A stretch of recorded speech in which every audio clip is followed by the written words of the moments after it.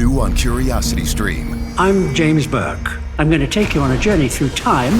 James Burke's visionary series returns, reimagined for our time. Now, this is all uncharted territory. The Washington Post hails Burke as one of the most intriguing minds in the Western world.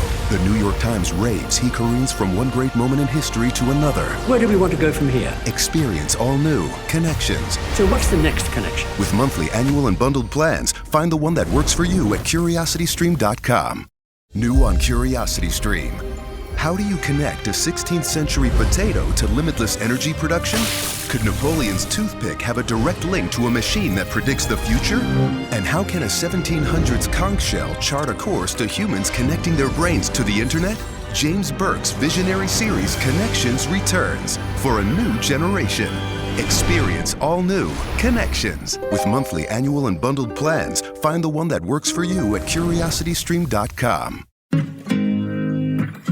Welcome to Pretty Lies and Alibis. Let's seek the truth and travel the long road to justice together. What you know, Alibis, happy Monday. Hope you guys have had a really good day. Thanks for being patient for me to get this episode out. I know it's late, but it is really hard to cover a trial when they don't allow audio or video streaming. So I have to give a huge thank you to Big E, Chasing Paper 89 on Twitter. Go give him a follow. He is in the courtroom for Jake's testimony. He's giving me some notes.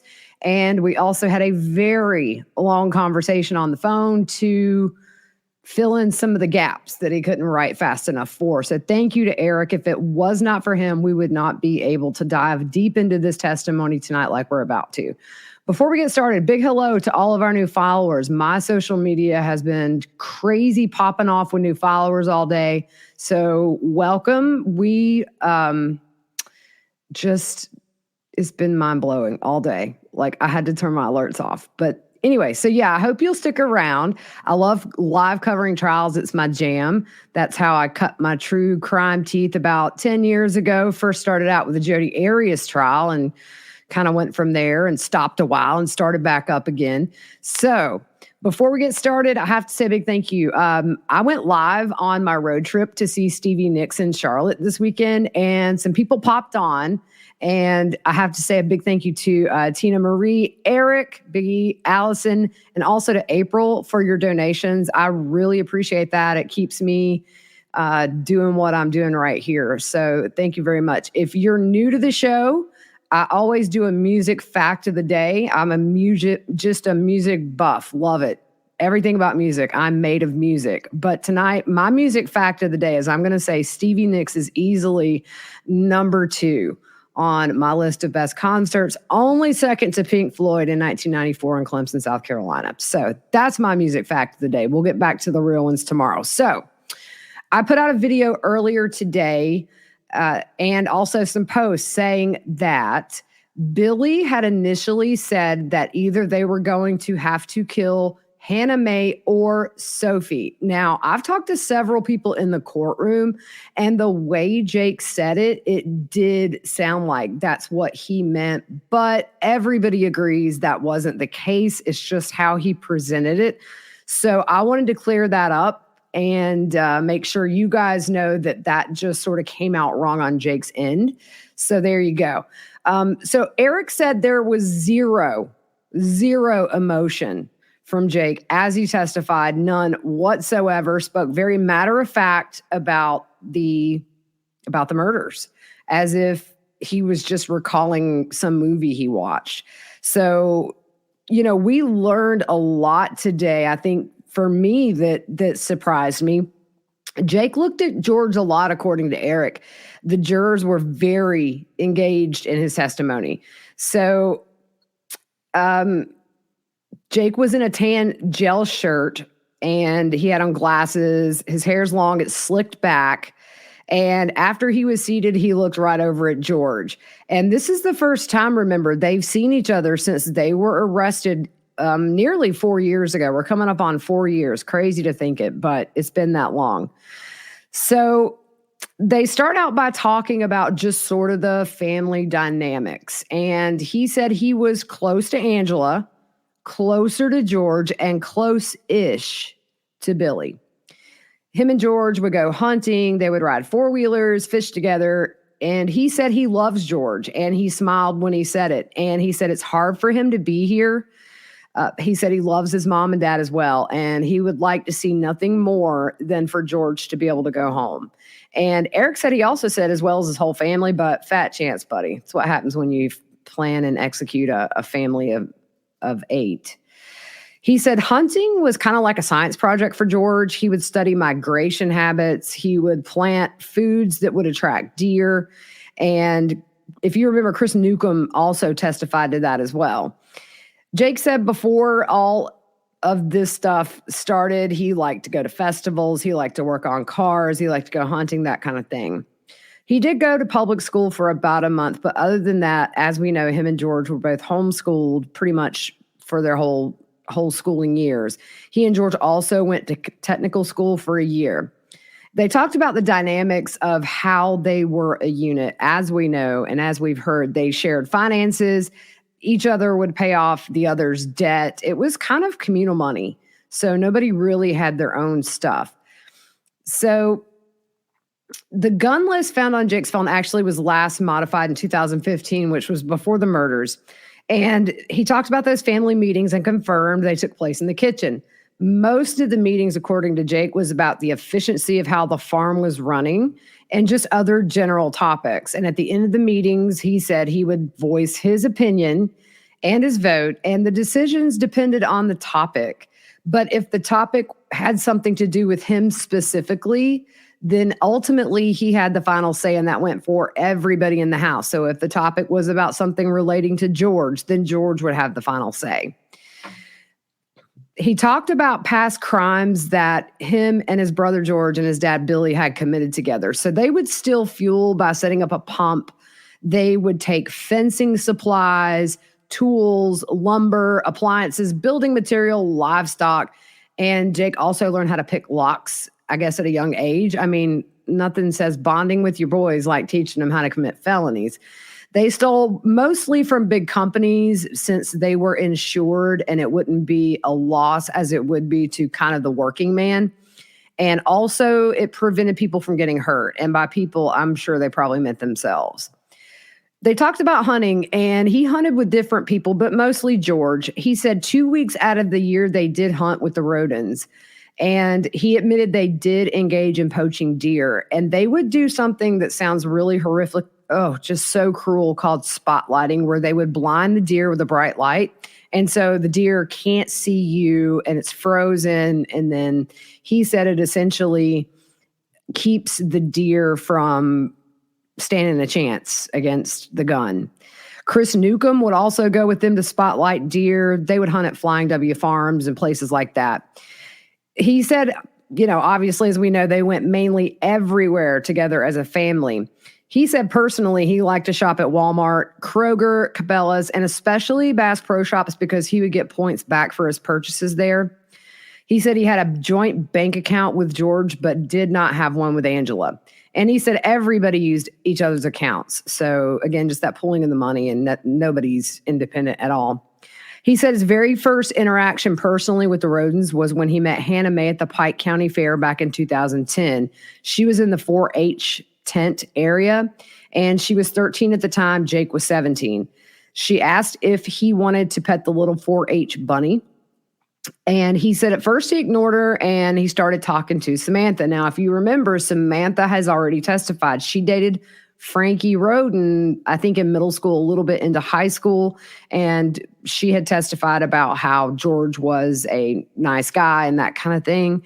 But at that time, she was dating Frankie. So he just started talking to Samantha. But eventually, Samantha introduced him to Frankie, and they started hanging out. And he said Hannah May at the time was just kind of a tag along, and they would go fishing. And they went several times with Hannah May going with them. And he also said that Billy and Chris were friends before he ever met Hannah May. And he later on asked Dana and Chris Sr.'s permission to date Hannah. And so, as we've heard previously, Chris and Dana would pretty much demand that little Chris accompany Hannah May when she was with Jake, just to make sure things didn't happen. Unfortunately, later, a domino of things happened. And they would go four-wheeling. He said they would go to festivals. They would go see movies and just, what sounds like kind of normal things unless you're talking about a 13 and a 17-year-old being together. But so she was 16 when she got pregnant with Sophia. Hannah Mae lived at the Bethel Hill Road address off and on while she was pregnant. It was a little more regular after Sophia was born. So Sophia was born on November 18th, 2013. Jake said at 2:30 in the afternoon, and he admitted to prosecutors that they had committed arson at that Bethel Hill house, and that was their home of 20 years. Some of the belongings actually were taken to Chris Seniors and stored there, as well as some other locations. And he said they also burned a semi-truck back in 2016. The reason Peterson Road was put into Jake and George's name is because, number one, they had better credit, and number two, their insurance records were clear. As we know at this point, Angela and Billy had burnt down a bunch of stuff and gotten a bunch of insurance payouts. So then he was asked about the incident where he choked Hannah Mae. And this was kind of the breaking point, I think, in their relationship. He said she didn't want to do yard work that day, which he said ended up being cutting grass, which was something she chose to do as her chore. He said she was lazy in her responsibilities around the house and wanted to be on Facebook that day. And he said that made him mad because not only was he having to do his own work, he was having to pick up doing what she was supposed to be doing. So he said Hannah Mae was acting like Tabitha, and he made clear he didn't like Tabitha. He said Tabitha had a bad attitude. So Hannah Mae stomped off, and he said he didn't choke her, but he said he put his arm between her shoulder, kind of at her shoulder, under her collarbone to hold her in place and calm her down. And when asked Lord have mercy, y'all. When asked how long he did that for, he said around 5 minutes. Can you imagine being 16 years old and having a new baby, and you're in a house where you're being controlled, and then your boyfriend, who is supposed to be loving you, is pretty much choking you against a wall for 5 minutes? It's just that poor girl. They broke up, as we know, in February of 2015. He said she initiated the breakup. He did not want to break up. He wanted to stay together. As we know, Hannah Mae started dating Charlie Gilley, and she got pregnant by him and eventually moved on to Corey Holdren. Now, Jake had heard that Corey abused drugs, and he actually met Corey at one of Sophia's birthday parties.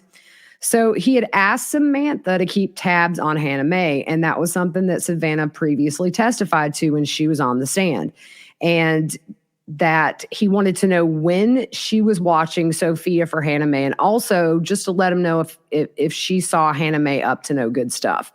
If you remember, Samantha said she wasn't going to watch Sophia anymore because she didn't want to be in the middle of all their drama, and who would?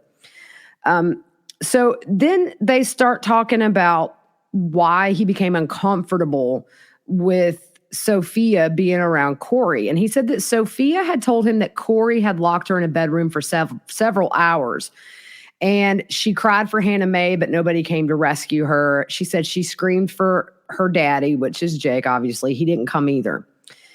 And when he was working, he said Hannah Mae would keep Sophia. And then when he was home, Sophia would come stay with him. He said Sophia would be filled with terror when he would go to take her back to Hannah Mae, saying that she would grab onto his leg and cry. And he asked Dana what might be going on with her. And according to Jake, he said that Dana said Sophia was being a brat, and that Hannah Mae essentially said the same thing. So, as we know, Angela was watching Tabitha's DMs to see if she was trying to make any moves to get custody of Vine. And Angela saw, obviously, the direct message that Hannah Mae had sent saying they'd have to kill her first before she would ever sign over papers. So she told Jake about this privately when she read that message. He talked to a lawyer about getting custody, and Hannah Mae said she was also talking to her dad's attorney, who was in Columbus, Ohio. Jake didn't believe her. He thought she was just kind of passing time, stalling him a bit.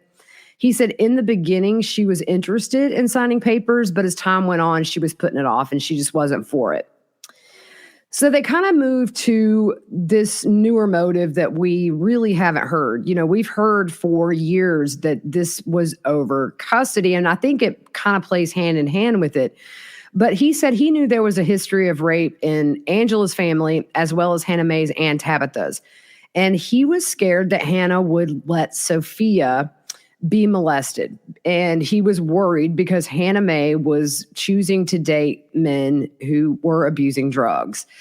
So at some point, Hannah Mae's cousin, I am not sure, I can't remember what Eric said her first name was, but it was a manly. She got in touch with Jake and said that Hannah Mae had put Sophia to sleep in her room, and Hannah Mae and Charlie locked the door for a long time. And she knocked on the door and they wouldn't come to the door. So he said really in late 2015, early 2016, he became really concerned that Sophia either had been molested or was going to be. He said initially Billy suggested that they kill Hannah Mae. This is where Jake said that confused several people in there. I've talked to not only spectators, but a couple of media people as well. And they sort of thought he insinuated the same thing. But he was saying that Hannah Mae needed to be killed before anything happened, because if something wasn't done, he thought the same as Jake, that something would end up happening to Sophia. Initially, Jake was not on board with the idea, he said, because Hannah Mae was Sophia's mother. So he discussed his concerns with Hannah Mae about Sophia being molested. And he said the two of them began to argue, and she allegedly said if Sophia would have been molested, they would just have to deal with it. And Jake said she wasn't taking his concerns seriously. And he said that was kind of the moment that was what he called his tipping point, and he knew that he would have to kill her. So he said it was a month or two between Billy initially suggesting it and him actually agreeing. I don't know how much I believe that Billy suggested it. Jake was very much a mama's boy, and I think he probably still is at heart, even though he hasn't seen her in 4 years now, nearly. But I don't know. I just kind of still think Angela probably came up with this whole idea herself. He was close-ish to Billy. Just remember that. So, at first, Jake suggested maybe they would stage it to look like a murder-suicide and to make it look like Corey had done that to Hannah Mae and then taken his own life. But Billy said that really wouldn't work. And when they got to talking about killing Hannah Mae, he said they would have to kill all of them, because if Hannah Mae were murdered and the suspicion fell on Jake, that Kenneth, Frankie, and Chris Sr. would come after you. And Jake said, Billy said they would come after you like a sniper on a hill. And so they knew that Hannah Mae, Kenneth, Frankie, and Chris Sr. were the intended targets, but they knew with Gary possibly being there, which they did not know for sure he would be there that night when they left to do the murders, by the way. But they knew that little Chris, Dana, and possibly Hannah Hazel would be potential witnesses. So if they were in the house, they would have to be killed as well. And Billy told Jake that him and Chris had a bond that was better than brothers.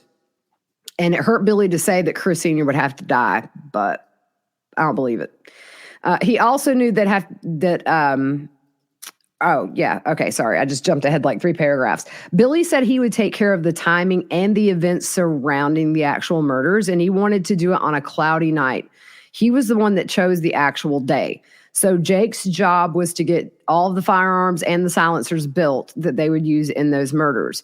So they went over the purchases that Jake had made for the murders, and he told who bought what. And then he walked through how he built those silencers. And Jake said initially his weapon of choice for the murders was a Ruger 1022, the SKS for George, and then Billy would take a Beretta 92. But the silencer for the Ruger didn't work, and the silencer actually broke the barrel off, and it made it unusable. So what happened was Jake had bought some flashlights off of Amazon, and one of those was a generic brand, and the other was a mag light. But the generic's flashlight, the aluminum was just way too thin. So with Billy's Beretta, they tried the mag light flashlight to make the silencer, but it just didn't work. So they burned the mag light. He says other items used to make the silencers were thrown in a dumpster, which I know that they pulled that one mag light out of the cistern. But Jake said they decided the best way ultimately to make the silencers would be to use the oil filters.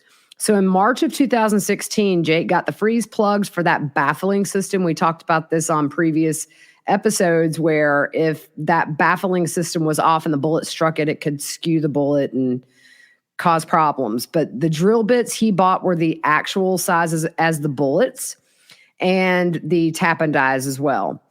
Jake decided to take the Walther Colt 1911, which Billy actually gave to him, and Billy decided to take the Glock. And they welded the oil filter to the SKS and the 1911. He said that George was there when they bought the truck that was purchased specifically for those murders. This was 3 weeks prior, and it happened in their driveway. It was a GMC, and it was purchased for somewhere between $1,500 to $2,000 from his Uncle Todd. There was another Uncle Gus there, and that was, again, at Peterson Road. The model of the truck was late 90s or early 2000 model. And now it's time for a word from our paid sponsor of the week, Gladskin. October is National Eczema Awareness Month. According to the Asthma and Allergy Foundation of America, while it's usually thought of as a childhood disease, around 16.5 million adults in the U.S. have eczema.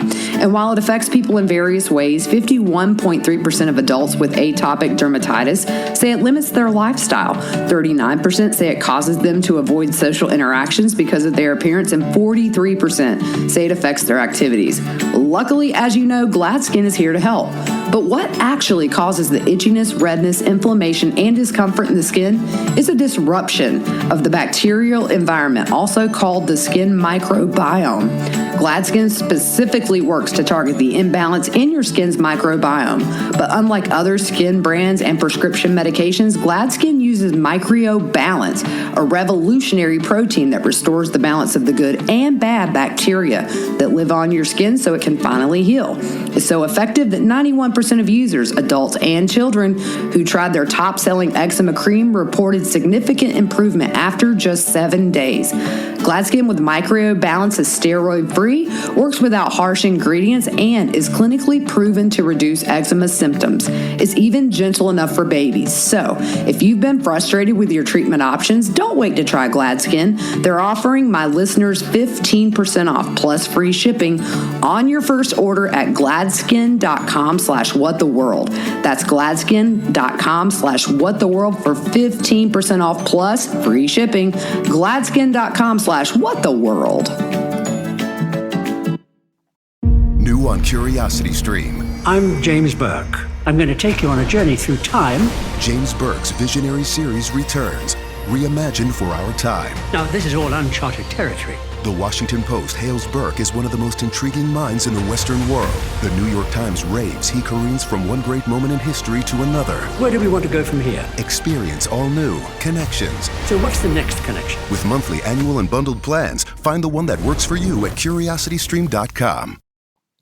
Jake said it was actually Billy's idea to modify the bed of the trunk, and Jake talks about him and George building that raised bed where they took a 2x4 and then they screwed plywood into it so that it caused a lift where they could hide underneath, and then they put hay on top to make it look like they were just hauling farm stuff they needed.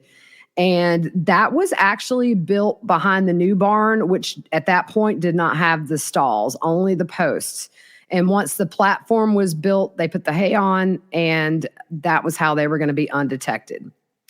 Jake said they bought the signal jammers to prevent anybody in the Rhod households from calling 911. He thinks the phone jammers was Billy's idea. They actually tested it at Peterson Road, and it did work. Jake said he told Angela to buy 2 pair of ugly tennis shoes. One reason, I think, is because they've all said that the boys only wore boots, and Jake kind of wore a little more hip clothes, I guess you could say, like stuff you'd find in the mall like Aeropostale or American Eagle, to where I think George and Billy are definitely kind of Carhartt guys. He said that they were all in the truck at Walmart, as we kind of suspected, when she bought them. And he bought that CCTV set that had the DVR from Walmart. They bought that purchase plan. And he also bought that bug detector. He said that himself, along with George and Angela, did the custody documents, and Angela was the one that forged Hannah Mae's signature. This was done in the event either or both of them were killed the night of the murders, to ensure that Angela would receive custody of Sophia and Vine. And knowing Hannah Mae was pregnant, they decided to wait until after she gave birth to do the murders. Oh, man. And he admits that they dyed their hair dark. Jake said he wanted to look like Daryl, who's played by Norman Reedus from The Walking Dead. He has got a major man crush on him, y'all. They start talking about the night of the murders, and he confirms the entire family knew of the plan, and Billy told them that this day was it. Billy came in the afternoon and said, tonight's the night, we're going to do it. He admitted to watching the Boondock Saints clip to pump himself up to get the guts for, he said, to do what he was going to do. So they, again, played the ding-dong scene. Now, according to somebody in the courtroom, he was kind of trying not to laugh watching this scene in this movie. Angela was at home and was going to be browsing on Facebook with Jake's phone to make it look like he was at Peterson Road at the time of the murders. Now, Billy's Glock was kind of a last-minute decision, and it didn't have a silencer. So before they left, they went into a cabin that was about 50 feet from the house and shot it while Billy was inside the actual house. And he said he could not hear it, so he decided to take that Glock that night. Canepa asked if George went with him and Billy intending to murder someone that night, essentially, and Jake said yes. Jake said that he himself wore black clothes that were baggy. George wore a ski mask. Jake wore a ski mask. He said that George's clothes were dark. The gloves were just kind of the cheap cloth pair that you get for like $1. And he said what he calls the ugly Walmart shoes. Billy wore a hoodie, and Eric said he really didn't remember if Jake knew of anything else Billy was wearing. He said he walked with his bare feet to the truck to avoid any dirt from Peterson Road being transferred to the crime scene. And they left the house around 9 p.m. They got into the bed of that truck feet first. So Billy was the one who obviously drove to Chris Sr.'s while George and Jake were hiding in that bed of the truck. Billy gets out. Less than 10 minutes later, Billy comes back, lowered the gate of the truck down, and told them to wait for his signal, which was when he would be walking back from the grow. Now, like I said, they didn't know for sure that Gary would be there that night, but when they got there, Gary's there. They know Gary's got to be killed too. So Jake and George get underneath the truck. And I'm going to put this up on screen. If you're new to this and you're only listening to the podcast version, I will put a link in the description showing the pictures that I show on the YouTube version of this. So on the screen here, we have a picture of the SKS that I believe is not the original one, but it was what George had that night. So these are the two murder weapons that were used, the Glock and the SKS. Chris Sr. and Gary were crime scene 1. And if you look at the pictures on the left, I've got an arrow on the bottom. It shows the projection of the bullets, so you can kind of see where on the property they were hiding underneath that truck. So Jake was positioned at the left front tire and George was at the rear tire. The plan for walking back was that Chris would be walking first, Gary second, and then Billy last. When Chris got up on the porch, that was kind of the cue for when George was supposed to take that shot at Chris Sr. So then Jake goes on to describe what happened when Chris Sr. was murdered. So Billy, Chris Sr., and Gary walked out of the shed outside of his house to where the marijuana was being grown. Jake was on his stomach. George had the SKS rifle, and Jake, as they're walking back, told George to shoot. But he said George froze, could not do it. So, as we know, Billy used that lost phone excuse and walked out to them and asked why George didn't take the shot. Jake said George wouldn't do it. So Billy went back inside Chris's house with Gary and Chris Sr. Jake heard Billy ask Chris Sr. to call his phone again. So Chris eventually comes back to the door, and Jake said he got to where George was laying and took the SKS and shot at him. But he was aiming for Chris Sr.'s head. And he said that way it would be instant, and he missed the first time and panicked. By the time he was firing the second shot, he said he had his eyes closed and just was aiming toward Chris Sr.'s midsection. He heard 2 gunshots from inside Chris Sr.'s house. He said to him it sounded like a hammer hitting wood really hard. Then he saw Billy running outside having what Jake calls a nervous breakdown. And Jake said he told Billy it was too late to break down and told him he needed to calm himself down. And he said it took about 5 minutes for Billy to calm down. I've always said Billy was not freaking out about killing his friend Chris or Gary. He was probably freaking out because Jake was spraying bullets all in the house, and Billy knew what was whizzing past his head. He was not sad about killing his friend. He was freaking out because he about met the same fate he afforded 8 human beings that night, I think. So after Chris Sr. and Gary were murdered, Jake went inside and took the keys to the grow house, which were in Chris Sr.'s front pocket, to get the surveillance DVR. He threw that into the truck. Then Jake goes back inside Chris Sr.'s house and said he saw the bloody drag marks and the bodies of Chris Sr. and Gary that had been pulled into that bedroom area. He said he pulled the blanket off of Chris Sr.'s bed and covered them up, but he says he doesn't know why he did. He took their cell phones, which were in their pockets, and he tried to wipe blood up with a rug and walked out. He met Billy and George at the truck, and at this point, he said Billy had calmed down a lot. The phone jammer's battery died way sooner than they thought, actually before they even left Chris Sr. So as we know, Chris Sr. had the most shots of anybody, which was 8 gunshot wounds, and Gary had 4. So next they walk over to Frankie's house, and he had the doors locked, and Jake thought they may have to kick in the door. So then at this point, they decided to take Chris Sr.'s truck to do a drive-by at Dana's house, which is where Hannah Mae and little Chris and Kylie Mae, the brand new 5-day-old newborn, were, to see if she was home from work yet. And she wasn't. After that, they drove to Kenneth's and saw that he was at home. Now, he opened Chris Sr.'s flip phone to check the time, and he wasn't sure if he checked it the first time they went to Kenneth's or the second, but he said he thinks it was 3 a.m.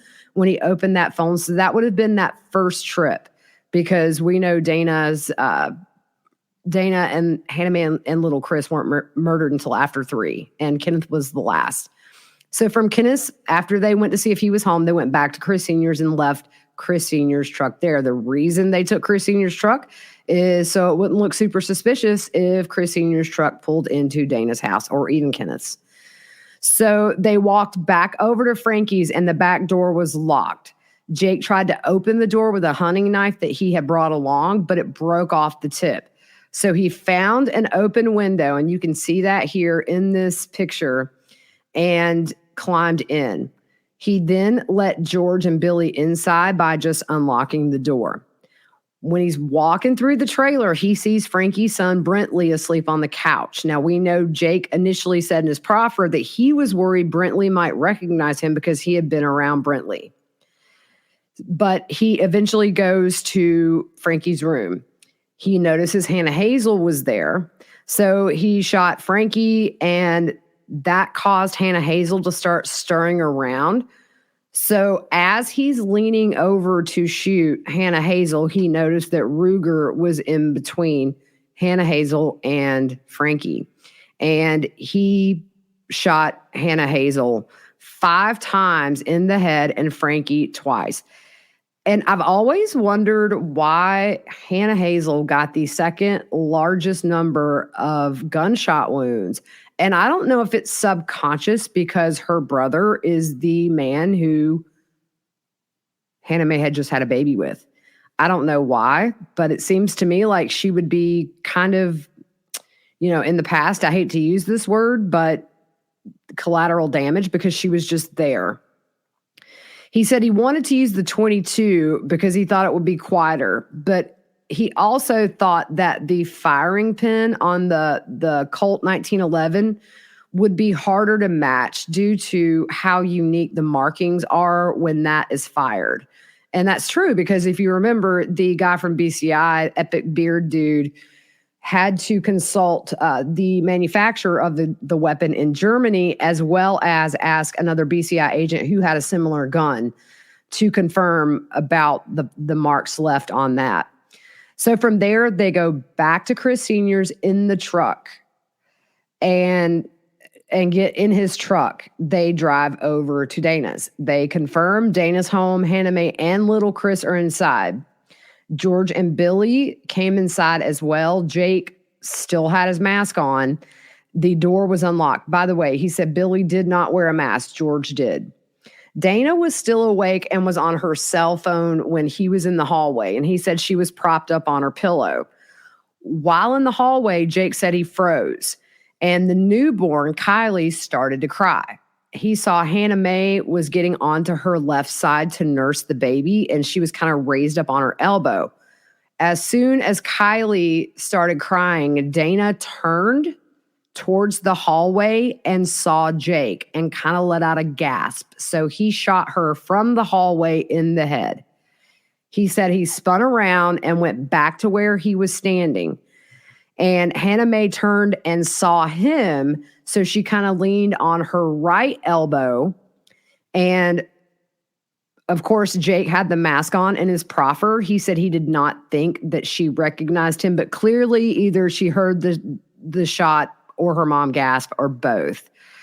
So Hannah Mae did not gasp, but he said she inhaled kind of a shocked inhale like you would do, and he shot her in the head. From there, he went back across the hall to Dana's room, and she was making noises. He said she was moaning, so he shot her again. And he said he remembers shooting her in the neck, and he said it was point blank. Now, remember the gun expert said that because these silencers were homemade and not professionally made, that if they're off, it can cause the soot to gather and the gunpowder to gather at the very tip of where the bullet comes out. So the gun expert said that could make it hard to determine the distance at which somebody was shot at. And that kind of makes sense according to some of Jake's testimony that we're hearing today. And so he did not put the pillow over Dana's face, he says, and he did not cover her up. He went back to Hannah Mae's room and he shot her again because he said he did not see an entry wound. At that point, with the second shot, she slid off the bed. So he said he kind of propped her back on her side. And he said, I know this won't make sense, but he said he did this so the newborn could nurse in case it took a long time for someone to find the bodies. And he didn't want the baby to starve to death. And I'm going to tell you right now, that is just some disturbing stuff. And I from what I've heard about his demeanor today, just matter-of-factly talking about this as if it's nothing.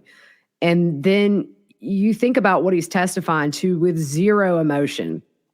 There are no words to describe what is up with this guy. It is evil to the core. All of them, all four of them, knowing what they were going to do and knowing that they were going to take a mother away from two babies. And not only that, but look what they took away from the babies. They took an entire side of family, a whole generation gone. And so from Hannah Mae's room, when he gave the second shot, he went into little Chris's room and he said that little Chris was asleep. Jake said he walked to the left side of the bed and shot him, and little Chris was making a noise. So he shot him again, point blank in the head, and he got their cell phones. He said Dana was on Facebook when she was murdered because he looked at her phone when he picked it up. He also went room to room picking up the shell casings. And he thinks he locked the door on the way out. So we know Dana had 4 shots to the head. Hannah Mae had 2. Little Chris was shot 4 times in the head. At this point, the three of them drove over to Kenneth's, and George was driving their personal truck that they had bought for the murders. Jake and Billy were in Chris Sr.'s truck. Billy was the passenger. George pulled over at a driveway about a mile away from Kenneth's house, and Jake drove Billy up to Kenneth's trailer.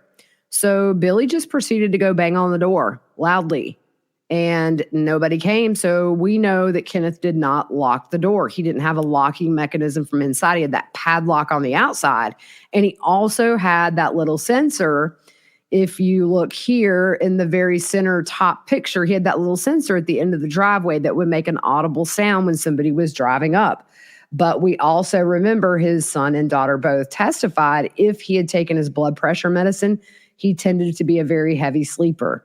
So I'm assuming between the banging and not hearing that sensor go off, that was the case that night. So he walked in the house. Jake said he saw the flash of a muzzle, and they left the scene. We know Kenneth had one gunshot wound to the eye. They drove back to Chris Sr.'s house. They left the truck. He locked the door to Chris's house, tossed the keys inside, and shut the door. They went back to Peterson Road and got back home around 4 a.m. That was where things left off for the day. But one thing, I'm trying to keep it in chronological order. One thing that was testified to early on, if you remember Chris Newcomb testifying about that really bad wreck that he was in with Jake, where it took 4 hours for Chris Newcomb, who is Angela's much younger, 20 years younger half brother, to get him out with the jaws of life, that he nearly died and had to be airlifted. Check this out. It was intentional for the insurance money to pay the loan off because the engine repairs that were needed on that truck were too expensive. Not only that, Jake volunteered to wreck it, and according to Jake, Chris Newcomb knew the wreck was going to happen and went with him.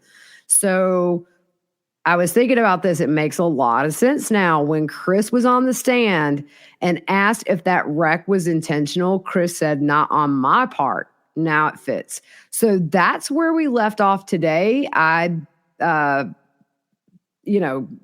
God willing, Eric will be back in the courtroom tomorrow, and we will get these notes and do this again tomorrow evening. So just again, a big welcome to all you new listeners. And hopefully tomorrow he's still on direct exam. He is not up on cross exam.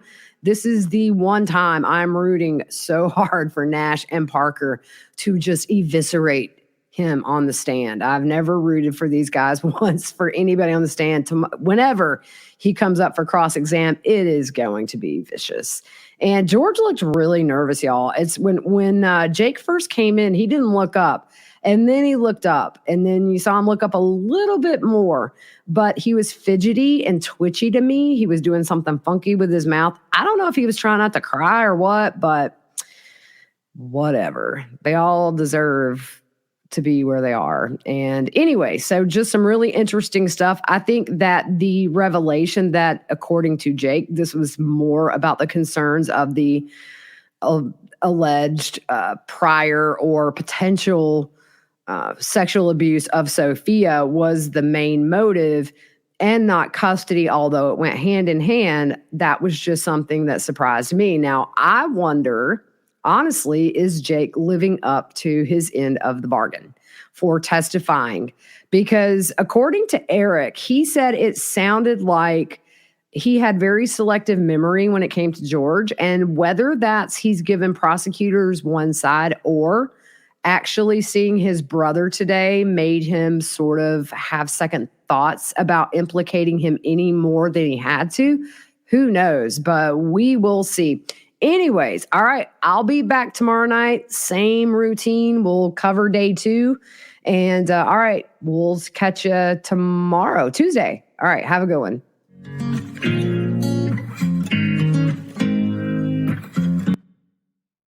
With no fees or minimums and no overdraft fees, banking with Capital One is the easiest decision in the history of decisions. Even easier than choosing to keep the Grinch away from the toy drive. Who's going to deliver the toys to the kids? What about me? the Grinch? No. Yep, even easier than that. You steal the presents one time. With no fees or minimums and no overdraft fees, is it even a decision? That's banking reimagined. What's in your wallet? Terms apply. Capital One NA, member FDIC. Copyright Dr. Seuss Enterprises. Copyright Turner Entertainment Company. Judy was boring. Hello. Then Judy discovered ChumbaCasino.com. It's my little escape. Now Judy's the life of the party. Oh, baby, mama's bringing home the bacon. Whoa, take it easy, Judy. The Chumba life is for everybody. So go to ChumbaCasino.com and play over 100 casino-style games. Join today and play for free for your chance to redeem some serious prizes. ChumbaCasino.com. No purchase necessary. Void where prohibited by law. 18+ terms and conditions apply. See website for details.